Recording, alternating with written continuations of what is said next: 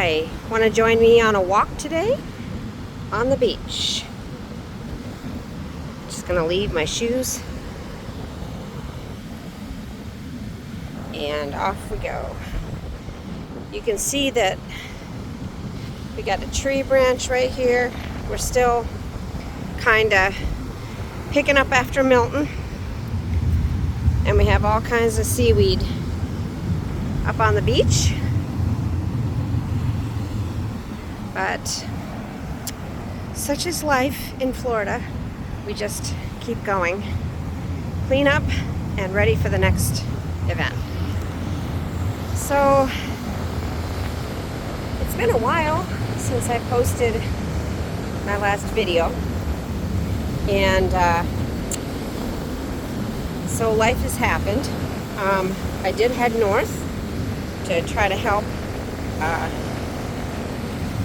with the family situation. I've got a elderly mom, and she's I like to spend time with her. I like to help her, so I go up there for a while, and so that's where we were. And so now I'm back down here. Now during all this time, I know the last time we spoke, or that I posted, it was about finances and talking about what you need to think about when you're getting ready for retirement. You know, how you really don't want to have a lot of debt. You need to be thinking about how much you really need to spend. So, been thinking a lot on that, and my husband and I have been consciously, the last several months, we've been consciously trying to live on way less money than we had been. We switched our mobile phone plan from Verizon, which was $190 charge to, that was per month, down to T-Mobile. We switched over to them, and they have a series of plans for people that are 55 and over, and we got a really good plan for $30 a line, and that includes a lot of features that we didn't have with Verizon. So I'm pretty pleased about that. We did also switch our internet from Spectrum, which was $109 a month, to T-Mobile for $30 a month, and that was part of a promotion. But again, you know, this is a way for us to get ready for retirement. You know, see how much do we really need to live on. So the other thing we've noticed is most of our expenses now, because, you know, we don't have a car loan, we don't have consumer debt. I do have some credit cards that we use, but we pay them off monthly. And actually I'm earning points just using them for regular stuff I use anyway. So I'm not just spending indiscriminately, but, you know, when I get my groceries, instead of paying with my debit card, I pay with a credit card, and I pay the credit card off. I earn points for that. And so far, we've been able to pay for a lot of hotels and stuff like that, you know, that we would have otherwise had to pay cash for. So if you are able to pay your credit card off every month, and if you're disciplined enough to do that, I really recommend that you do get a points card and you try to do that. Now I have a couple of those cards that I use. I have an IHG card. I'll put the link down below if anybody's interested. Make sure when you're signing up for that one, make sure you wait for the offer with the points. they regularly do an offer where you can get 100,000 points for spending a certain amount within, excuse me, 3 months or so, which it's not an unusual or unreasonable amount, in my opinion. And I can tell you that 100,000 points, if you're not trying to, stay in a luxury resort or something, are easily worth 5, 6, 7, 8 nights in the U.S. A free hotel stay. So that makes it worth it right there to me. But I also have a Chase Sapphire Ink, business ink, excuse me, because I do own my own business. Haven't done much with it over the years, but I own it, and so I have a card for that. And with that card, I am now earning miles for some flights that we're going to be taking.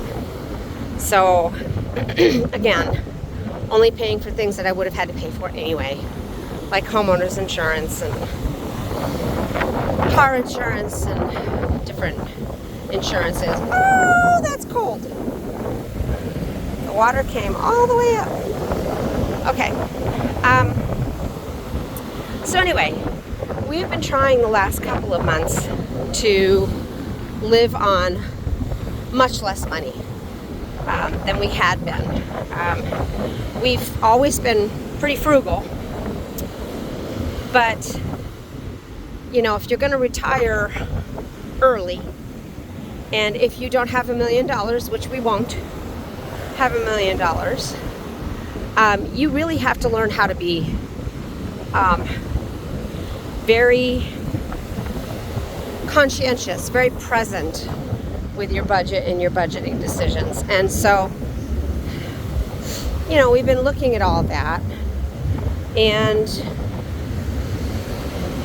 made the decision that we want to try to live on less than $4,000 a month, which, some people may say, that's a lot of money. It is.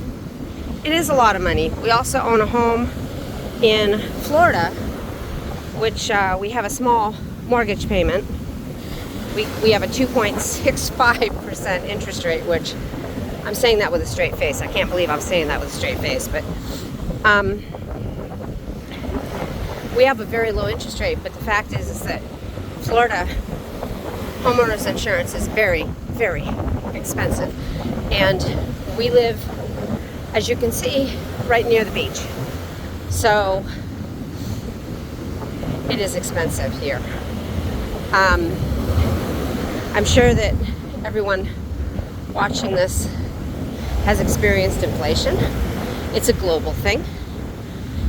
In the U.S., we're being told that it's been a total of, I think, 12% over the last 3 years.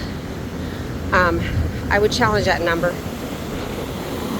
I would challenge that number because before they give you the inflation amount, they take out food and automobile fuel, which, hello, that's what most of us are buying.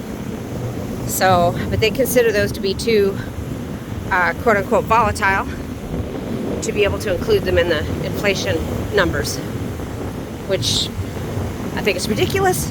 Whatever. If you include those, then I believe that the inflation figure for the last several years is more like 40%. I know that, sorry, just almost got off balance there with the wave coming in. I know that when we went into lockdown with COVID, it really wasn't very hard to find, chicken thighs for $1.49. Sometimes 99 cents for the family pack. It wasn't hard to find ground beef, a lower fat ground beef for like $4.99 a pound. And now, if you want to try to get a 93% ground beef, you're probably looking at almost $7 a pound, if not more. I went to get chicken thighs the other day in the store. They were not, They were not free range or labeled anything specific. They were just regular chicken thighs. This was up in New Hampshire. And they were $4 a pound. They were more than the boneless, skinless chicken breasts. And I was just like, oh my gosh, that's crazy. It's just crazy. And my heart goes out to all the people that are living paycheck to paycheck, and for them this is just completely unsustainable. I feel so bad. I feel so bad for them. And remember people like that. Pray for them. If you can help them, help them. If you're not in that position where you have a set amount for your groceries and you can never deviate from that, you can't go up with that, and so you have to make very difficult choices. That's a hard place to be. I've been there. I think if you have any number of years under your belt, you've been there.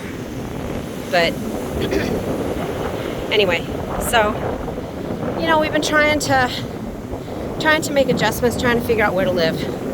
So we realized very quickly that most of our expenses that we have currently have to do with our house. So aside from our house, aside from anything related to the house, like utilities, water and sewer, homeowners insurance, property taxes, maintenance on the house, because with a coastal home, there's a lot of maintenance. I've owned 5 different houses.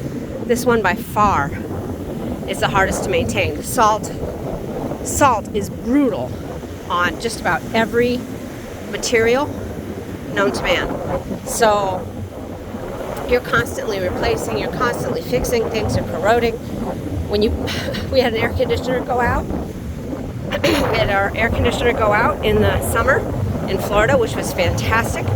And we can't just get a regular air conditioner unit. We have to get a marine grade air conditioner unit, which is about twice the amount. So I think it was around, $8,000, $9,000 for a new air conditioner unit, one single air conditioner. So that was pretty painful. But our other one had just corroded from the salt. So, what are you going to do? You got to do it.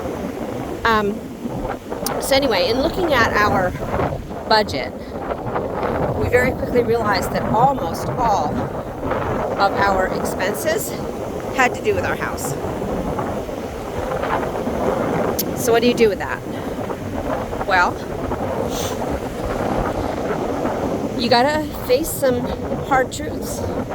Can we retire and keep our house in Florida? Stay here on the beach, live the beach life at our home? Yeah, we could if things stayed constant. If our homeowners insurance didn't go up like it does every year, if our taxes didn't go up like they do every year, we could stay here.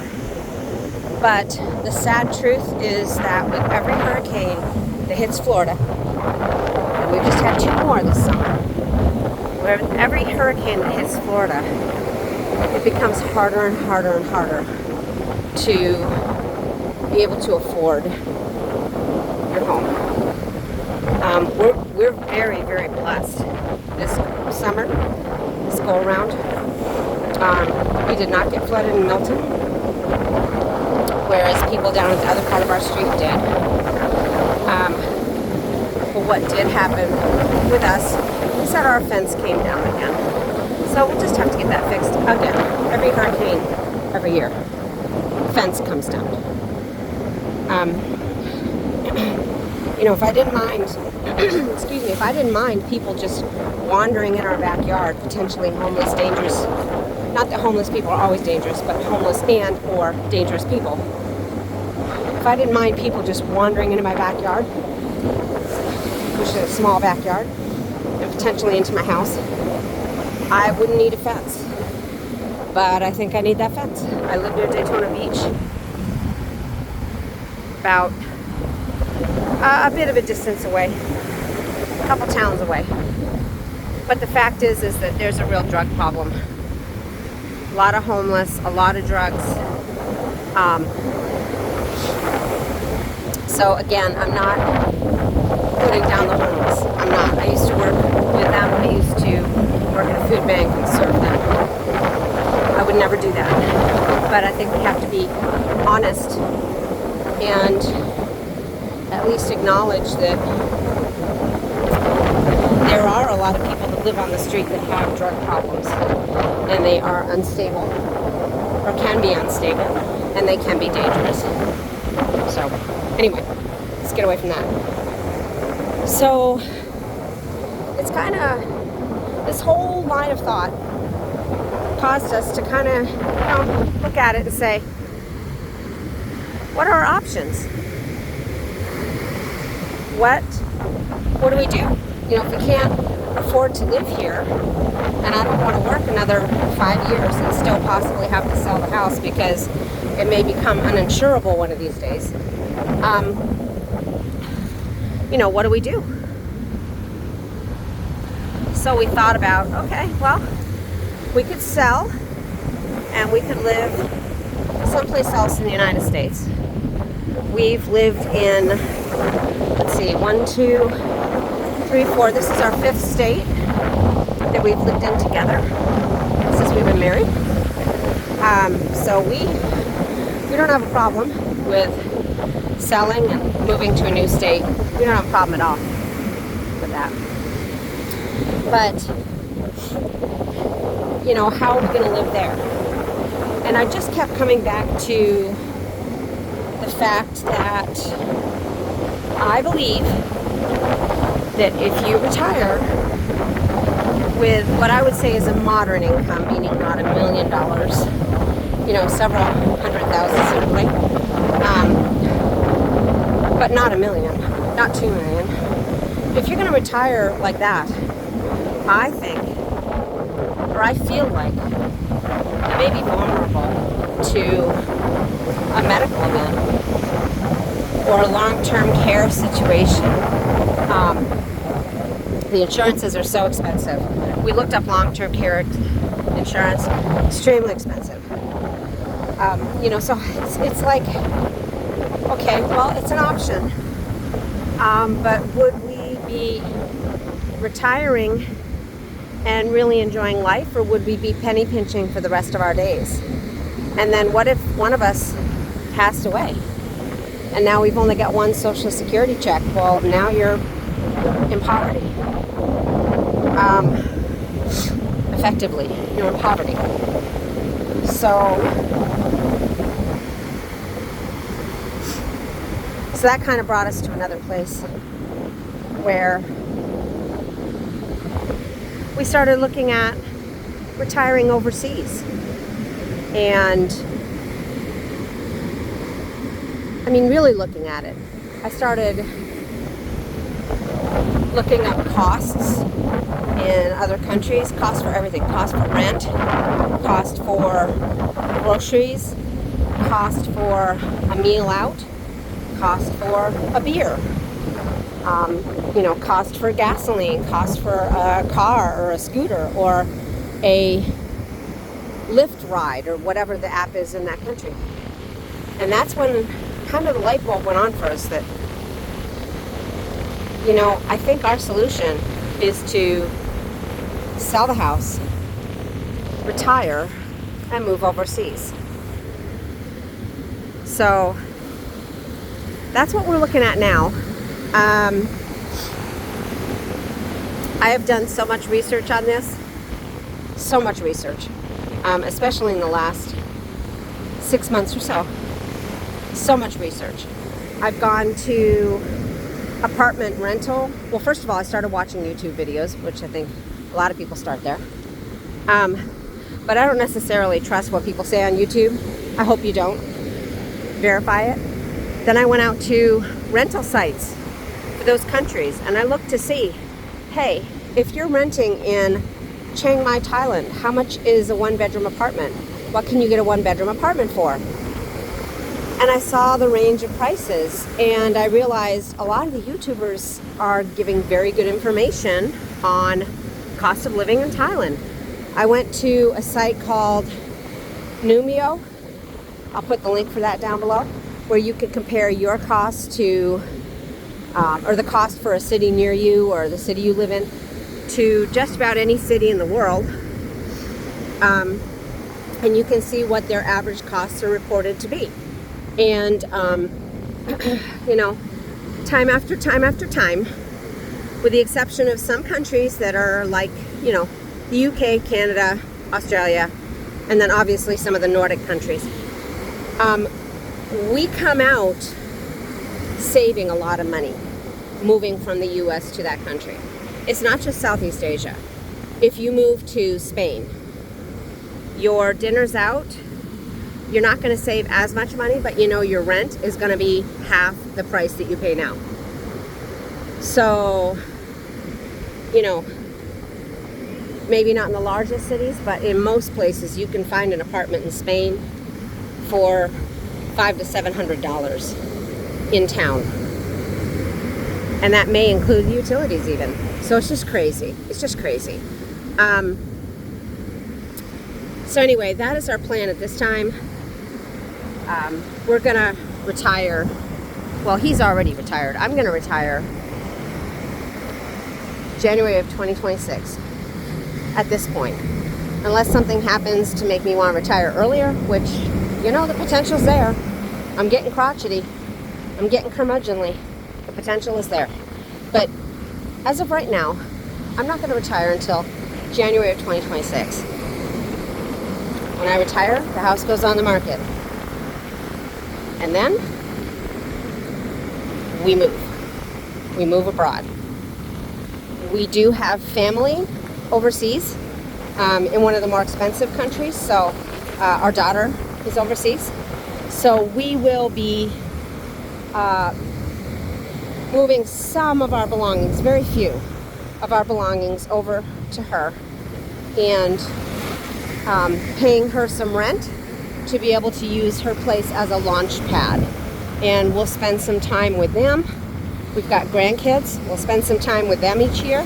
And then we'll spend time traveling each year and seeing the world while we can. So anyway, we'll talk more about that another time. And I do want to give my own personal, our account balances and things so that you can see what we're looking at and how we're doing this planning. I've run it through so many different retirement softwares, and I have spreadsheets, and I have my Fidelity retirement plan, and everything that I've run this through has said you have a 99% chance of success. I've run it through another site that uses your allocation balance and runs it against any period of time since the stock market was created, and again, 99%. So, you know, the only reason why we can do that is because we can live on less. So for us, that's the answer. We're going to live on less. So anyway, thank you for joining me in my walk today, and I hope you were able to hear me over the waves. We've also got motorcycles going by all the time. It's Bike Week down in Daytona, which it is what it is. But I hope you can hear me okay. And thank you, and have a wonderful day. God bless you. Bye.